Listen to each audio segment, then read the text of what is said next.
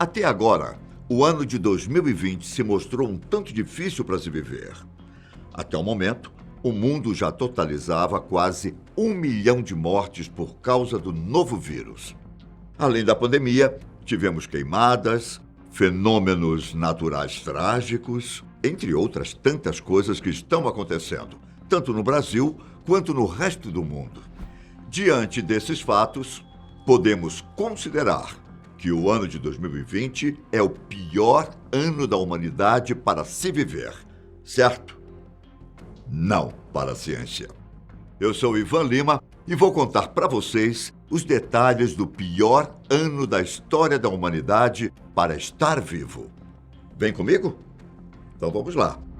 Em 1348, o mundo sofreu com a peste bubônica. Em 1918, foi a vez da gripe espanhola. Ainda tivemos a Primeira e a Segunda Guerra Mundial, com todas as atrocidades cometidas e milhões de pessoas mortas. E 2020, nem precisamos falar, não é? Porém, para os historiadores e cientistas, o pior ano na Terra não envolveu nenhum desses acontecimentos. O pior ano para se viver foi o de 536, considerado a pior parte do que é chamado de Idade das Trevas, ou período medieval. Em todo o mundo, as civilizações estagnaram, enquanto as pessoas vivenciaram terríveis eventos naturais. Por quê? Bom, tudo começa com uma misteriosa névoa que, por meses, tomou conta da Europa, Oriente Médio e Ásia. Durante esse período, o Sol perdeu intensidade e as temperaturas caíram cerca de 2,5 graus, fazendo daquela década uma das mais frias nos últimos 2.000 anos. O clima era tão estranho que durante o verão daquele ano nevou na China. A escuridão tomou conta de tudo. Havia uma espécie de nuvem de poeira inexplicável. Durante muito tempo, ninguém soube explicar o que estava acontecendo. Pessoas falavam em teorias, em punição de Deus e obra do diabo, mas nunca conseguiram encontrar uma explicação científica. O que realmente aconteceu? Primeiro, uma equipe de cientistas descobriu que algo estranho tinha acontecido em 536 através da dendrocronologia. Para quem não sabe, é o estudo de lasca de árvores para determinar dados como sua idade. Estudos realizados em árvores islandesas indicaram que elas tiveram uma diminuição no crescimento durante o século VI, mostrando que nessa época havia temperaturas mais frias do que o normal. Já em 2018, houve uma análise feita por cientistas de uma geleira suíça, que encontrou respostas para a nuvem e para a diminuição do crescimento das árvores na Islândia. As nuvens escuras eram provavelmente cinzas de uma enorme erupção vulcânica, que aconteceu justamente naquele país. Por algum motivo, nos próximos anos, aconteceram outras erupções assustadoras. Além disso, ainda sobre as árvores, pesquisas adicionais mostraram que, na verdade, o crescimento das árvores diminuiu em todo o mundo.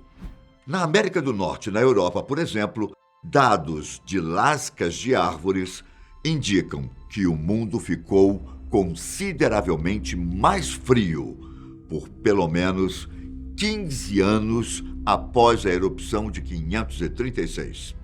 O problema são as consequências que essas nuvens trouxeram. A agricultura, diante de uma escuridão que durou meses, foi muito afetada. Sem sol, as plantações não produziram. E com a queda da temperatura, milhões de pessoas do mundo lutavam para produzir alimentos, o suficiente para sobreviver. A escassez das colheitas se estendeu pela Europa e Ásia até a China. E sem colheita, sem alimentos. A fome tomou conta de todos esses lugares. Além de conviver com as nuvens escuras, a fome generalizada também assolou o mundo neste período. Como se já não bastasse, dizem que foi neste ano que o Império Bizantino começou a sofrer com uma praga. Começando em Constantinopla, onde inicialmente 5.000 pessoas morreram, mas no decorrer dos anos, o número de mortos passou de 300.000. A doença praticamente dizimou esse povo, e nessas horas, ninguém está imune. Primeiro, quem sofreu foram as classes mais baixas, mas em pouco tempo, a nobreza também foi afetada. Constantinopla, tomada pela praga e por pessoas mortas por todos os lados, começou a feder, e os corpos tiveram que ser jogados dentro do mar.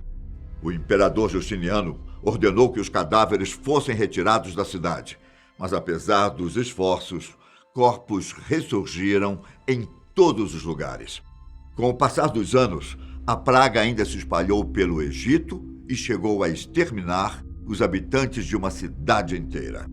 Esse período, chamado de Peste de Justiniano, matou milhões de pessoas no Império Bizantino, até o final dos anos 540. Como eu disse anteriormente, nevou no verão chinês de 536. O Nanxi, uma obra que conta parte da história da China, relata uma substância amarelada semelhante a uma cinza caindo do céu. Depois, foi relatada neve durante os meses de verão. Foram muitas geadas, com neve em agosto, o que acabou arruinando dezenas de plantações. O resultado, assim como na Europa, foi fome generalizada de cerca de 70% a 80% da população. Outros relatórios revelaram geada e neve na Mesopotâmia durante o verão de 536. E o inverno foi descrito como severo, tanto que, devido à grande quantidade de neve, milhares de pássaros morreram. Durante o trevoso século VI, muitas aldeias nas partes oriental e central da Suécia sofreram um grande declínio, fazendo muitas cidades serem abandonadas. Ninguém sabe ao certo motivo, mas historiadores acreditam que a tal nuvem escura de 536 e a escassez de alimentos certamente influenciaram as ações dos escandinavos.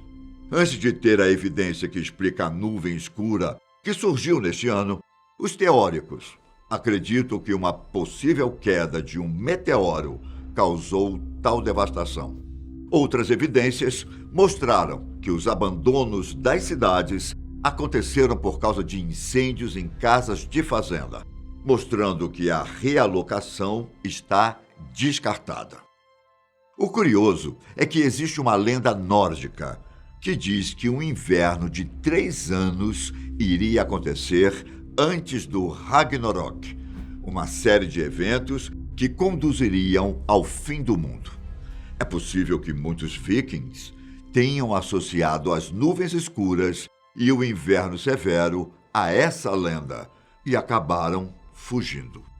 Em uma época onde o conhecimento em meteorologia era limitado e a ciência, no geral, não era avançada, ninguém entendia muito bem o que estava acontecendo.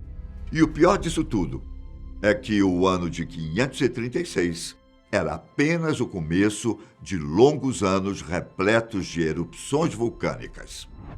Apenas na Islândia, além da erupção de 536, aconteceram outras grandes erupções vulcânicas no ano de 540 e 547, contribuindo para a escuridão geral também nesses anos. Em El Salvador, país da América Central, estudiosos também encontraram evidências de que um vulcão também entrou em erupção na região. Todos esses eventos criaram o que é chamado de pequena idade do gelo, quando o planeta foi resfriado pelo menos por uma década.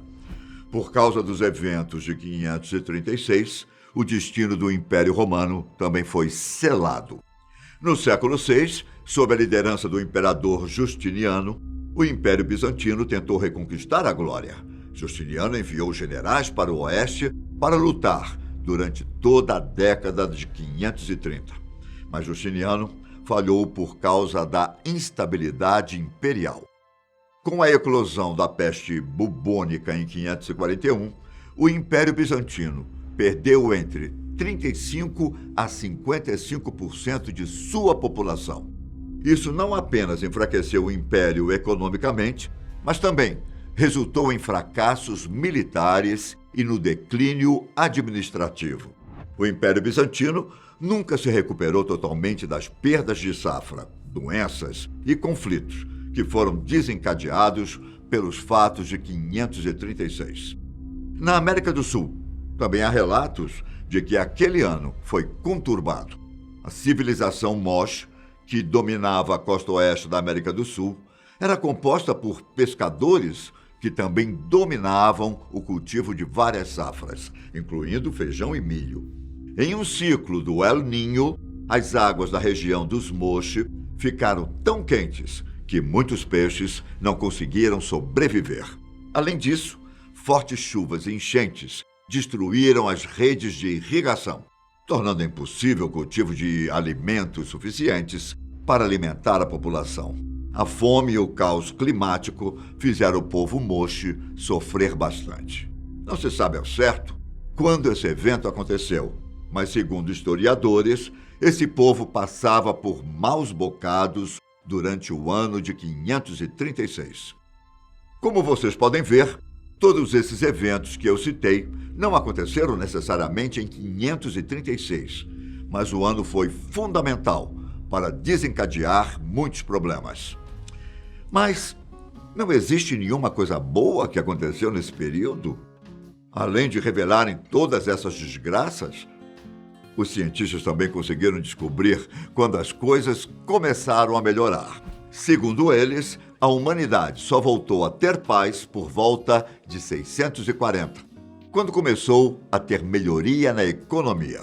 Se pararmos para pensar, com todos os recursos e conhecimento que temos hoje em dia, o ano de 2020 não é nada em comparação com os perrengues que os nossos antepassados passaram. Essa foi a história do pior ano da história da humanidade para se viver. Eu me despeço por aqui, mas nos vemos no próximo vídeo. Hein? Um grande abraço. Tchau!